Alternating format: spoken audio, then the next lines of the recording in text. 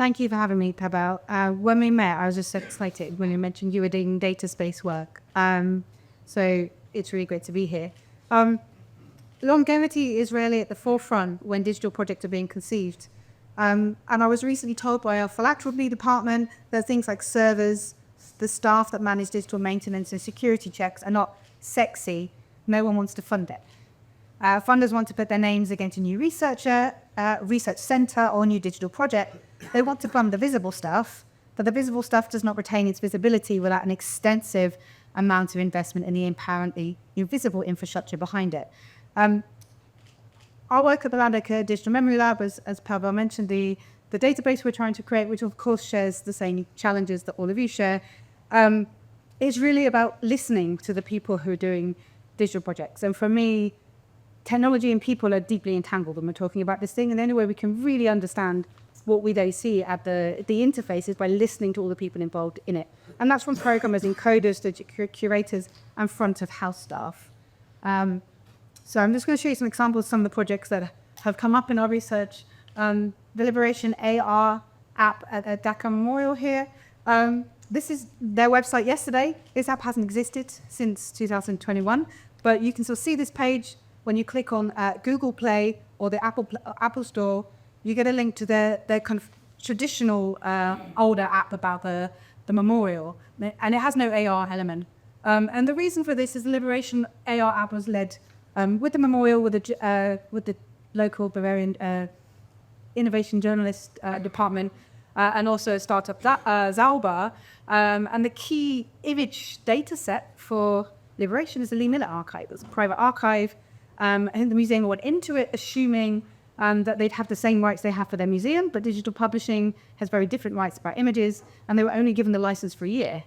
So, this huge AR app, and at the time it was really innovative for a memorial site to be doing this kind of work, could only last for a year, and so the app doesn't even open on your mobile phone now, and their website, interesting that it still advertises it, but it links to a completely different app.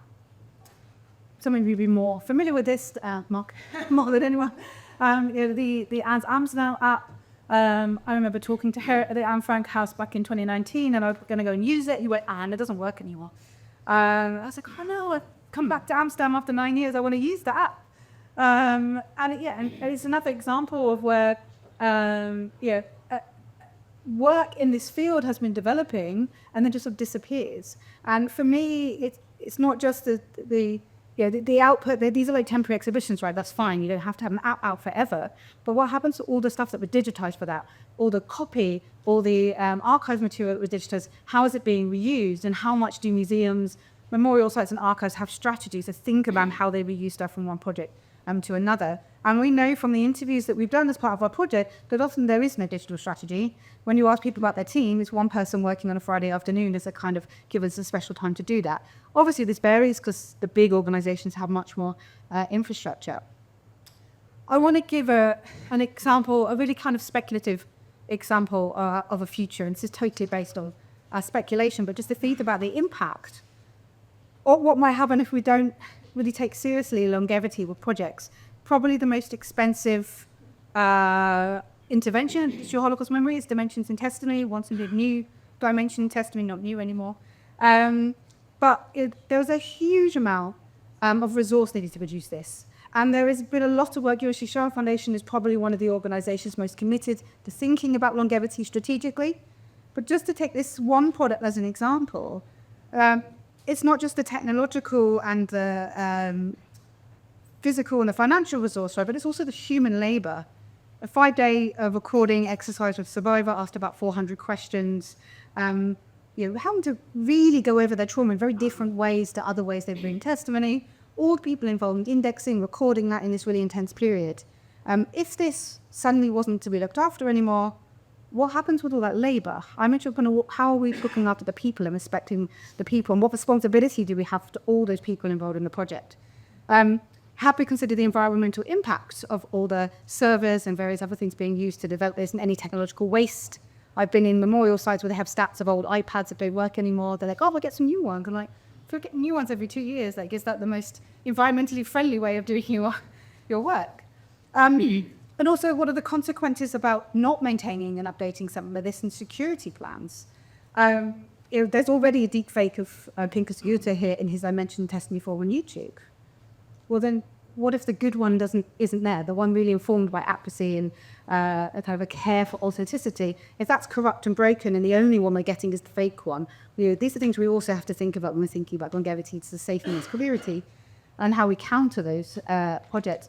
But also a huge number of museums have undergone major renovations to specifically put this into their spaces. If it doesn't exist anymore, or it's broken, then you've got these huge empty public cultural spaces. So there's loads of different things to think about when we're thinking about longevity. One is out of data management, but there's also these kind of wider issues. And each of the projects I've shown you here, costs between tens to hundreds of thousands to millions of pounds or dollars. Is there a better use of such money than projects that might only last 1, 5, or 10, 15 years? And as I said earlier, how can we reuse modular digital assets if we're not going to just, rather than just create kind of short-term projects? So it's fine to create short-term outputs, but how do we look after all the stuff behind us? These are some of the questions that kind of interest us. I'm going to give you just a quick overview of how we come to what we're doing in the lab. It was once called the Digital Holocaust Memory Project. I say project, it was me in a basement flat during COVID. But we had a lot of online discussions with different stakeholders during COVID and had a blog related to that. So it's always been about listening. And then we did 2 lots of different participatory workshops, one with people from heritage organizations, including Holocaust memorial sites, but also national collections as well, funders, creative and tech industry people, and academics, so across a wide range of fields. And through those workshops, we created a series of recommendation documents. And then last summer, we got invited to specifically do a workshop with policymakers at funders. That led to a report with the United Nations. So all of these reports are available on our website for free. But those recommendations are part of our listening and part of kind of informing our action plan. And then, as I've mentioned, we've been doing interviews and walkthroughs. So the crux of what's becoming our database is also an archive of material we've made ourselves. And that's interviews of as many people as possible who will speak to us who've been involved in making digital Holocaust memory projects, and then walkthroughs of the project. So we're trying to just use the same format for all projects so they're accessible everywhere. And this is what the lab looks like now. So we launched a year ago this week. And we do lots of stuff. We annoy policymakers and funders as much as possible. We offer free advice and consultancy to projects. The training, expo, and design spirit is all about bringing people together to co-design digital futures and also to enhance digital literacies, and that came up a lot this morning. But the database is the crux of our project.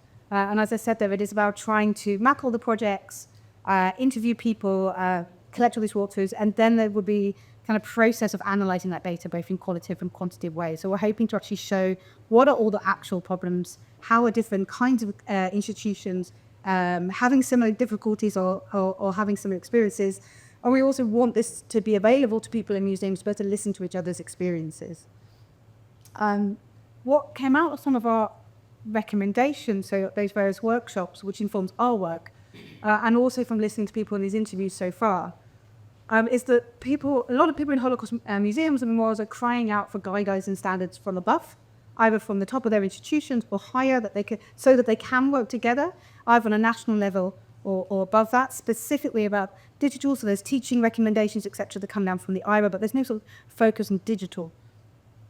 They want to have spaces to do knowledge and expertise sharing, part of what we hope the database and our work will contribute to. They want an enhancement of digital literacies and capacities, and part of that, and a really strong line that came through in one of our workshops, was most of the people in memorial sites particularly, who are brought on to do digital for projects are brought on temporarily. They're precarious workers, and they're the only people that understand how that data works, where it is, how to read it. So when they go, all of that knowledge gets lost, and you end up re-digitalizing assets again in the same institution because someone else is coming in and managing it. These two relate. So when we spoke to funders, because another thing people said is we want the funders to give us funding programs that actually support digital projects. And part of that was rewrite the funding process and reallocate funds. So rather than giving lots of short-term gains and apps, give tranche money for long-term digital sustainability projects. The funders were already on board with this, the people that came to our workshop, and sort of saw it as a thing to do. But they said, well, we need support because we can't actually read things like data management plans, security plans. We don't understand it. So their suggestion was that they needed like a central advisory committee of people that do understand that to help them to read those bids, evaluate those bids so that they could change their process. So if anyone in this room wants to try and form that, that was their suggestion. So I'm very happy to bring people together for I'm like 30 seconds over, so I'm going to skip through this very quickly, and I've got 3 questions. So this is kind of, for me, what I think, how you picture a sustainable future. At the macro level, we need the funders and policy and standards to come down. At the meso level, we need the leaders of institutions. So we're working on strategy documents, collaboration and connectivity. And I said this morning, that when we have these kind of spaces, we're talking about data, you need the directors of institutions and the precarious data workers and the curators and the historians and their IT teams and the front of house teams, which are often ignored, all together in those conversations. And at the micro level, we need the sharing of best practice training and the right expertise. 3 questions for you all to think forward for this afternoon. What one thing could you do this week to move towards a sustainable future in your role? What discussions could you initiate internally to plan short and long-term strategies, and with whom? And who else do you know that you can bring on board with you, internal or external to your organisation? If you could reach out to 5 other people, if everyone in this room reached out to 5 other people in different institutions, you'd have a huge rolling effect and to start doing the kind of work that Pavel and colleagues are doing. Thank you.